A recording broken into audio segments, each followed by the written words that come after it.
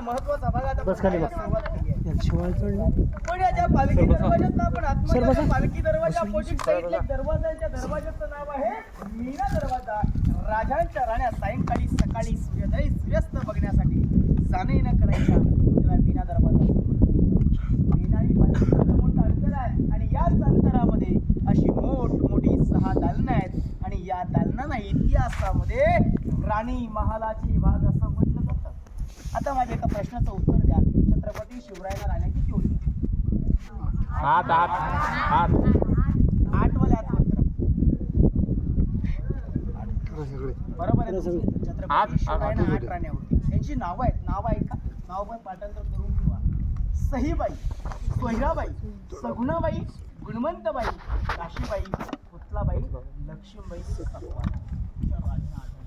महाराजांना लग्न का केली? मोहिते निंबाळकर, गायकवाड, जगताप, शिर्के अशा मोठमोठ्या सरदारांच्या मुलींशी लग्न केलं महाराजांनी. हौस मूस मजा म्हणून केल्या नव्हत्या. हिंदवी स्वराज्य वाढवायचं होतं. मग या वाढवण्यासाठी आपल्याकडे काय पाहिजे? मावळे पाहिजे. मग सोहीर संबंध वाढवला, कमी निकावा. एका सरदाराच्या मुलीशी लग्न केलं तो सरदार पूर्णपणे गाव घेऊन आपल्या हिंदवी स्वराज्यात येणार. कोण रे? म्हणजे 8 गाव हिंदवी स्वराज्यात आणले. रायगडावर किती राण्या राहत होत्या? तर या रायगडावर 6 राण्या राहत होत्या. 6 महल आपल्याला पाहायला भेटतात. एक राणीचा एक महल पाहिला तरी सर्वश्रेय आहे. आता आपण एकच पाहणार आहोत.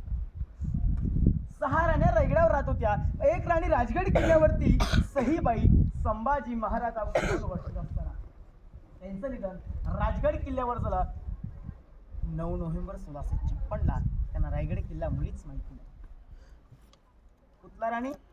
पाचाडमध्ये. कारण राष्ट्रमाता जिजाऊंना उत्तरच्या बेवनामध्ये रायगडाचं क्लायमेट सहन नव्हतं. पण त्यांच्या सेवेसाठी पुतला राणी पाचाडमध्ये राहत होत्या आणि उरलेल्या 6 राण्या रायगडावर राहत होत्या. मित्रांनो, या महालामध्ये बघायचं काय? दगडांच्या भिंती आणि विटांच्या भिंती. दगडांच्या भिंती, विटांच्या भिंती. खरोखर त्या दगडांच्या भिंती आणि त्या विटांच्या भिंतीचं आपण दर्शन घेण्यासाठी आलेलो आहोत. ते खरोखर रायगडावरती पाहायच्यातच. पण या महालामध्ये बघायचं काय?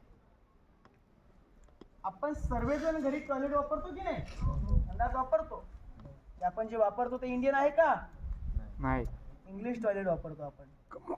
मग आपल्याकडे इंग्लिश टॉयलेट कसं आलं?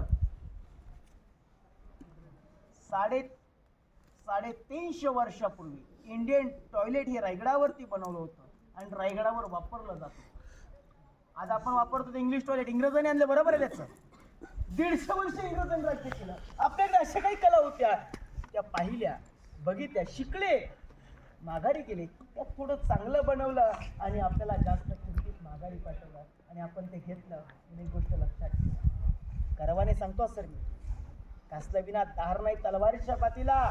अरे घासला विना दार नाही तलवारीच्या पातीला आणि शिवचरित्राशिवाय अर्थ नाही महाराष्ट्राच्या मातीला. त्या महाराष्ट्राच्या मातीला शिवाजी महाराज की जय. पहिल्या मुलीचा वगैरे तिकडनं हे कॉलेज सिस्टम आतमध्ये आहे. ती पटकन बघून माघारी यायची. मुली जाते.